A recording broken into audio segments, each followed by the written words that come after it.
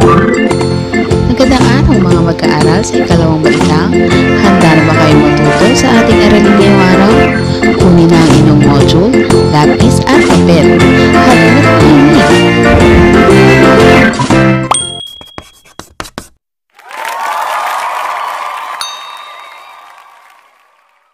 Magandang araw! Narito tayo ngayon sa ikatlong markahan, Music 2, Week 1. At ang ating pag-aaralan ay mga tunog tao. Nasubukan mo na bang gumawa ng iba't ibang tunog gamit lamang ang katawan? Ano-ano ang mga bahagi ng katawan na may kakayahang lumikha ng tunog? Kaya mo bang tularan ang mga tunog ng kalikasan o iba pang bagay gamit ang iyong kamay, paa o bibig? Sa araling ito, makatutulad ka ng iba't ibang tunog ng kalikasan o mga bagay na gawa ng tao gamit lamang ang iyong tinig at katawan. Tingnan ang mga larawan sa ibaba. Kaya mo bang tularan ang mga tunog ng mga bagay na ito? Paano mo ito gagawin? Unang larawan ay ang pagtalbog ng bola. Pangalawa ay ang pagpatak ng ulan. Naisip mo na ba kung paano mo isasatunog ang mga bagay na ito? Halika at subukan natin!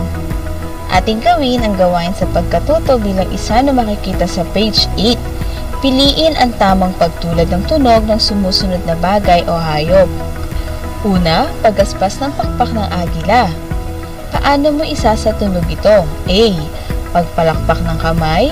B. Pagtapik-tapik sa binti. O letter C. Pagpitik ng mga daliri. Sunod, pagkulog. A. Paglundag sa sementong sahig. Letter B. Pagsampal sa dibdib. O letter C. Pagpadyak-padyak sa kahoy na sahig. Pangatlo, lagasdas ng tubig. A. Pagkiskisan ng mga palad. Letter B. Pagpapatulo ng pawis. O letter C. Pagkatok ng ulo. Number 4. Pag-ihip ng hangin. Letter A. Paghinga. Letter B.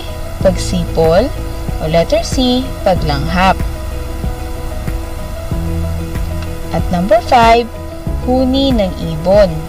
Letter A. Tiktilaok. Letter B. Tweet-tweet. At letter C. Kokak-kokak. Maaari mong i-pause ang video na ito habang ikaw ay nagsasagot ng gawain o kaya tingnan sa iyong module. Maraming matutularang tunog gamit ang iba't ibang abilidad ng iyong bibig. Ang tao ay may kakayahang gumawa ng samot-saring tunog sa pamamagitan ng pagbabago ng itsura at posisyon ng dila, labi, ngipin at ngalangala. Tandaan na ang uri ng tinig ay nakaayon din sa hugis at anyo ng bibig. Halina at gawin natin ang gawain sa pagkatuto bilang dalawa na makikita sa page 9. Gawin ang mga sumusunod na tunog tao. Lagyan mo ng check kung nagawa at X naman kung hindi nagawa. Isulat ang iyong sagot sa papel. Una, pagpalakpak ng malakas. Lagyan mo ng check ang unang bilang kung yan ay nagawa mo at X naman kung hindi mo nagawa. Pangalawa, pagtapik ng dalawang daliri sa palad.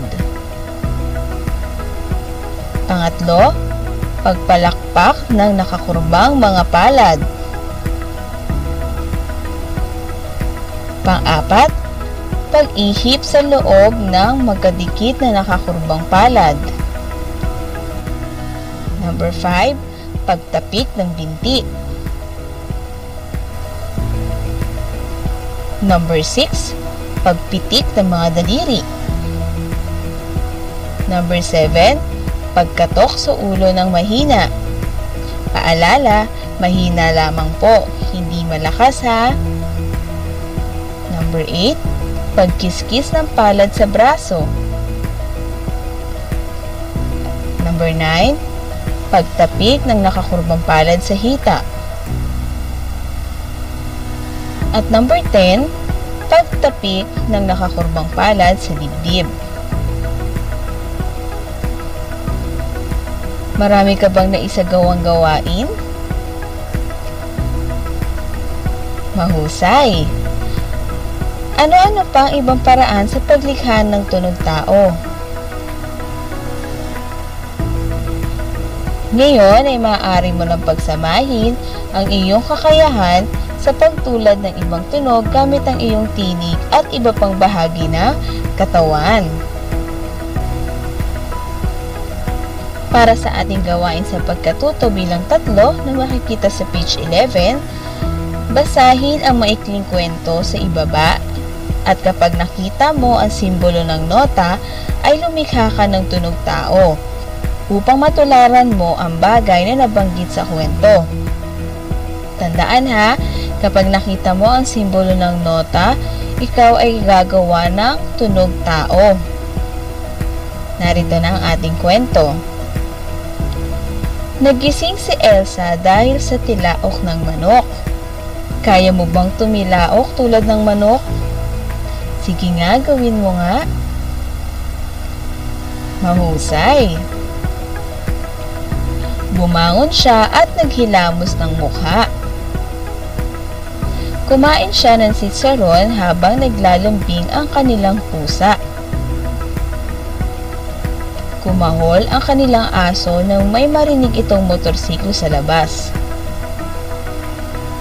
May kumatok sa pinto at ito ay dahan-dahang bumukas.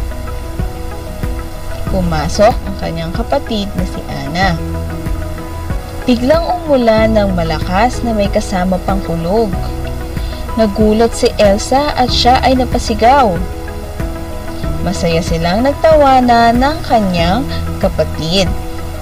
Naisatunog mo ba ang bahagi ng kwento na may nota? Ayan, mahusay. Palakpakan ang iyong sarili. Ngayon naman, puna ng mga patlang ng mga wastong salita o konsepto upang makabuo ng makabuluhang talata tungkol sa aralin. Maari mong i-pause ang video na ito at basahin ang talata. Nariyan ang pagpipilian sa baba. O kaya naman, tingnan sa iyong music module page 12.